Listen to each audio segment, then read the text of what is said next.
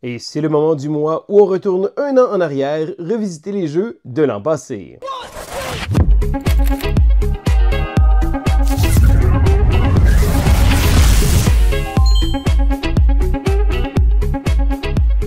Bonjour l'école du jeu, mon nom est Sylvain et on se retrouve une fois de plus pour le segment Throwback du mois d'octobre 2023. Alors oui, octobre 2023 parce que c'est le but du segment. Je retourne un an en arrière, revisiter les jeux que j'ai acquis et je vous donne mon avis avec un peu de recul. Et c'est un exercice que j'apprécie énormément faire mois après mois, de manière à pouvoir mettre en perspective certaines de mes acquisitions, des jeux également sur lesquels j'ai eu un gros buzz au départ et que finalement le buzz a finalement pas duré. D'autres jeux aussi que j'avais un peu oublié, que j'avais eu et que j'ai redécouvert de cette façon-là.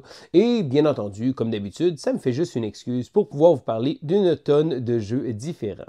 Alors, je commence immédiatement la sélection du mois, donc des jeux que j'ai achetés l'an dernier, avec quelques jeux qui ne font plus partie de ma collection, ainsi que la raison pour laquelle le jeu n'est plus là. Parce que bon, ma consommation ludique est un peu anormale, j'ai l'occasion de rouler beaucoup de jeux, j'ai le privilège d'avoir accès à beaucoup de jeux comme ça, et ça fait en sorte souvent que je vais passer un peu au travers des jeux un peu plus rapidement que la moyenne, simplement pour faire une rotation.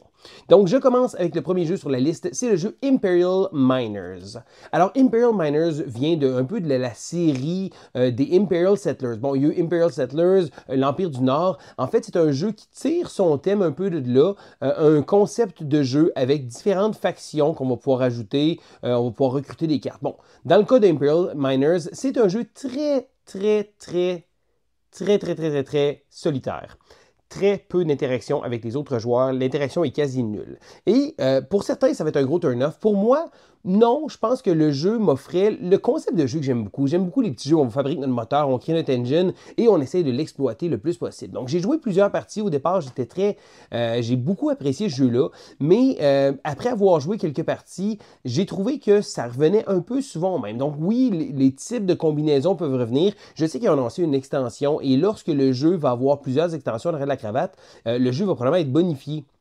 Ça va ouvrir les possibilités, avoir des nouvelles stratégies d'approche, mais j'ai trouvé que le jeu était bien, mais pas exceptionnel, pas autant du moins que ses prédécesseurs. Parce que bon, Imperial Settlers ou l'Empire du Nord ou même 51st State, c'est tous des jeux que j'apprécie énormément. Et lorsque j'ai acquis Imperial Miners, je me suis dit, tiens, ça va être facile, un petit jeu plus rapide à mettre en place. Et c'est vrai, le jeu est très rapide à mettre en place, mais il n'offrait pas la profondeur, je pense, que j'aurais voulu dans un jeu de ce type-là. Et tant qu'à jouer Imperial Miners, je vais probablement jouer à un de ses grands frères.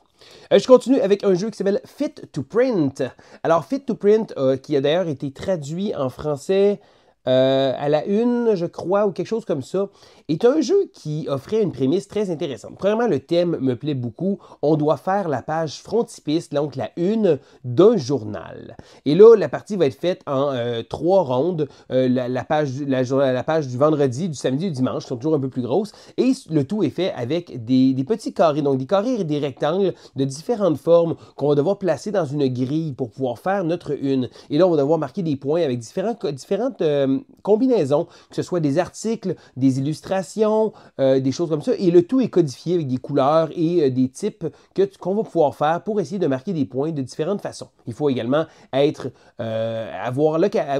faut prendre la chance aussi parce qu'on va devoir mettre des publicités et c'est le joueur avec le moins de publicités à la fin de la partie va être complètement éliminé et ça, peu importe le nombre de points qu'il a fait. La twist, encore une fois, c'est qu'on rajoute un concept de temps réel mélangé avec du placement pas nécessairement de polynomiaux, mais du placement de tuiles.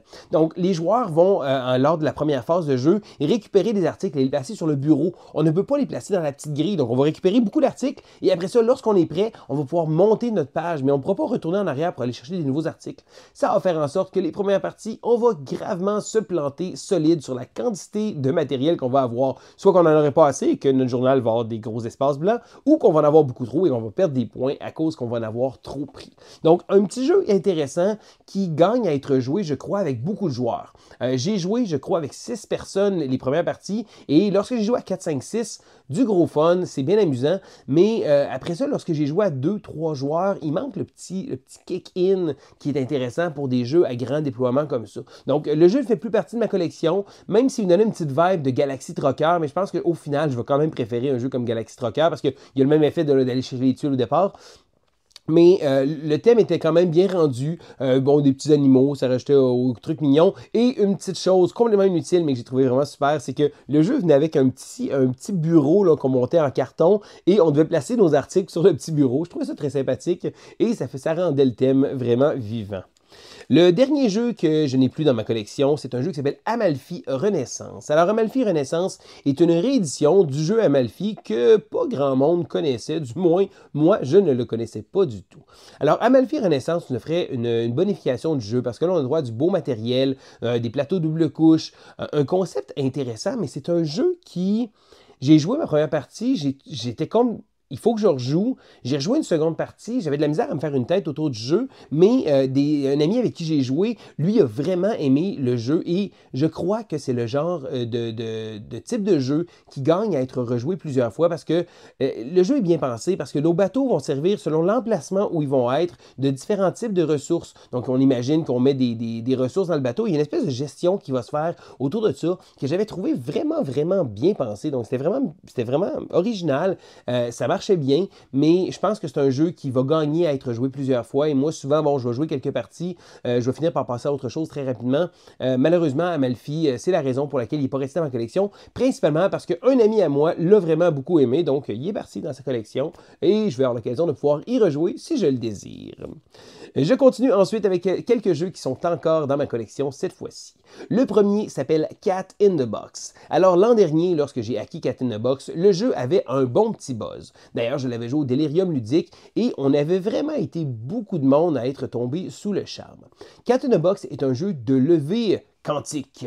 Bon, OK, ça fait des grands mots, mais en gros, si vous connaissez un peu les jeux de levée ou les jeux de pli, c'est des jeux dans lesquels il va y avoir un atout et qu'on va jouer des cartes.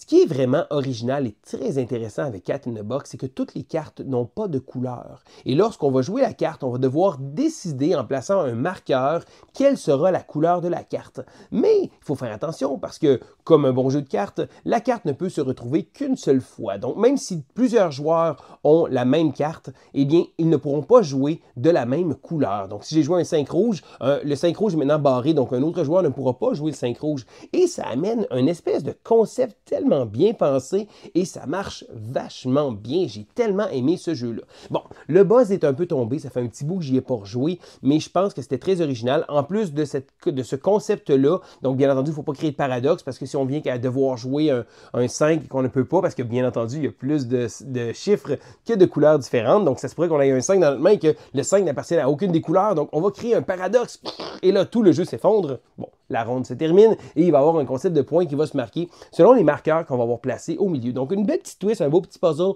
très intéressant, un concept vraiment super. Ceci dit, j'y ai pas rejoué depuis un bon petit moment. D'ailleurs, j'en parle, je me dis pourquoi il me semble que ce jeu-là avait tellement de buzz. J'ai joué une quinzaine de parties, je pense, lorsque je l'ai acquis. Je pense qu'il faudrait que je m'y remette. Le prochain jeu que je veux vous parler est un jeu qui s'appelle Happy Harry. Happy Harry est un jeu de la célèbre compagnie Stonemaier Games. Alors, je suis un Stonemaier Champions, donc ça veut dire que je paye à chaque année pour avoir une exclusivité sur les nouveautés que Stonemaier Games va sortir. Bon, si on commande un seul jeu par année, on y rentre déjà dans notre argent parce que les rabais sont assez substantiels. Donc, lorsque j'ai vu arriver Happy Harry, je trouvais ça très original parce que le thème, on s'entend, le thème est tellement original, c'est des abeilles dans l'espace. C'est weird, ça fait aucun sens. Mais ça marche. Donc, Happy Harry est un jeu de placement d'ouvriers. Mais ce qui est intéressant, c'est que nos ouvriers vont avoir une certaine valeur. Et lorsque plus la valeur va être haute, plus l'action va être bonifiée. Et lorsque la valeur est trop haute, donc elle va quitter, donc elle va hiberner. Donc, on perd notre travailleur. Donc, c'est des travailleurs avec une durée de vie. Et on va devoir faire une rotation à travers ça, jongler à travers les travailleurs, leurs valeurs, ainsi que l'endroit où on va les placer, de manière à pouvoir aller chercher des tuiles, générer des ressources, faire des combinaisons comme ça. J'ai trouvé le jeu intéressant. J'ai joué quelques parties.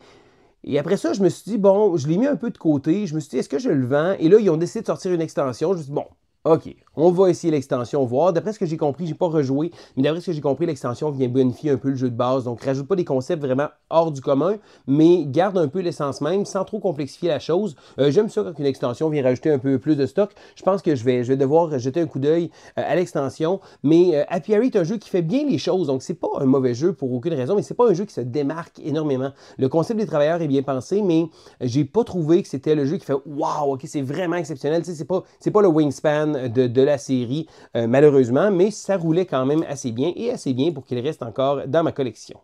Je continue avec un jeu qui s'appelle Dinodocus.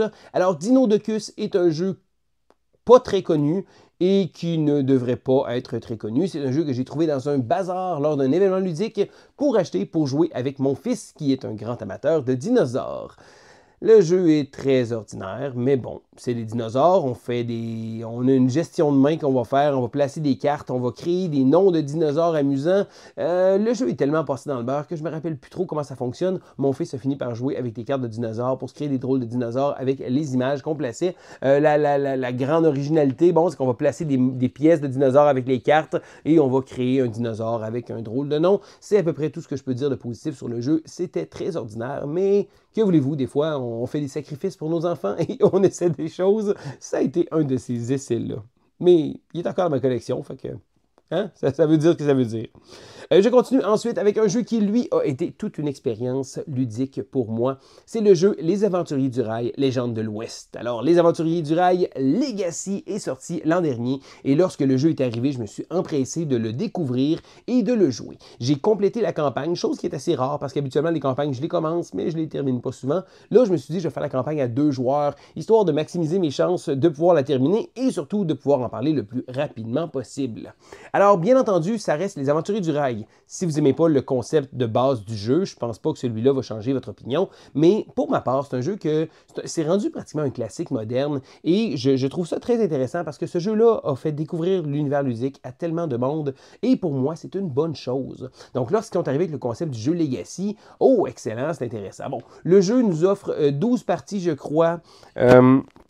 Le plateau va évoluer, je ne veux pas trop faire de spoiler, le plateau va évoluer, il va avoir différentes cartes, différents éléments, il va avoir un arc narratif qui est très secondaire. Bon, je ne sais pas si vous avez fait le jeu, si vous avez suivi l'histoire de Maman O'Connell et de les légendes de l'Ouest. Bon, ok, je vais être franc, j'ai pas été très immergé dans l'histoire, mais j'étais très curieux de voir ce que le jeu nous faisait découvrir parce qu'avec chaque nouvelle pièce de plateau, se rajoutaient des nouvelles règles, se rajoutaient des nouveaux concepts. Et là, avant que vous vous le demandiez, oui, c'est un jeu où on va modifier de manière permanente le matériel. Et là, j'en connais beaucoup de vous qui disent « Oh non, je paye assez cher mes jeux, je n'irai pas le briser. » Non. Un jeu Legacy, c'est un jeu dans lequel on va faire évoluer et on va créer notre propre partie. C'est un concept qui est unique et c'est un concept qui mérite d'être joué et d'être vécu au moins une fois dans sa vie. Parce que non, vous ne brisez pas le jeu, vous créez votre aventure à vous.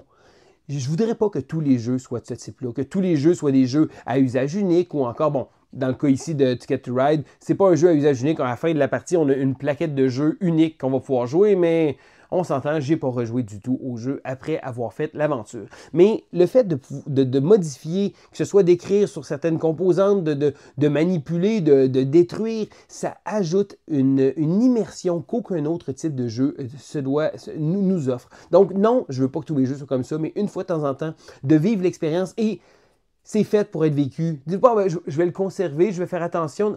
Vivez pour une fois cette expérience-là. C'est quelque chose qui vaut la peine d'être fait. Et si vous êtes un peu... Parce que oui, la première carte qu'on abîme, on a un petit pincement au cœur.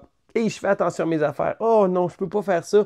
Et ça rajoute tellement à l'expérience de jeu. Donc, Les Aventuriers du Rail a été une belle expérience pour moi. Vraiment quelque chose de le fun à découvrir, de voir qu'est-ce que tout le jeu peut nous offrir. Et si jamais vous n'avez jamais fait de Legacy, vous êtes intimidé par différentes choses comme ça, ça reste un jeu tellement classique que vous allez trouver l'intérêt par rapport à ça. Et si vous aimez Les Aventuriers du Rail, je pense que c'est une version spéciale qui mérite d'être essayée. Et voilà, ça fait déjà le tour de mon throwback. Maintenant, est-ce qu'il y a des jeux que je vous ai parlé qui vous intéressent ou auxquels vous avez joué? Je suis curieux de savoir votre avis. D'ailleurs, je trouve ça toujours très intéressant de pouvoir vous lire dans les commentaires. Et là, si vous avez aimé la vidéo, je vous invite à faire un petit pouce en l'air. Si jamais vous n'êtes pas abonné à la chaîne, eh bien, qu'attendez-vous? C'est le temps. Je vous invite également à aller visiter notre boutique partenaire Infini Jeux. Donc non, on n'en parle pas souvent, vous voyez la petite intro au début, mais c'est une boutique très impliquée au niveau des événements. Ils se déplacent souvent avec leur équipe d'animation.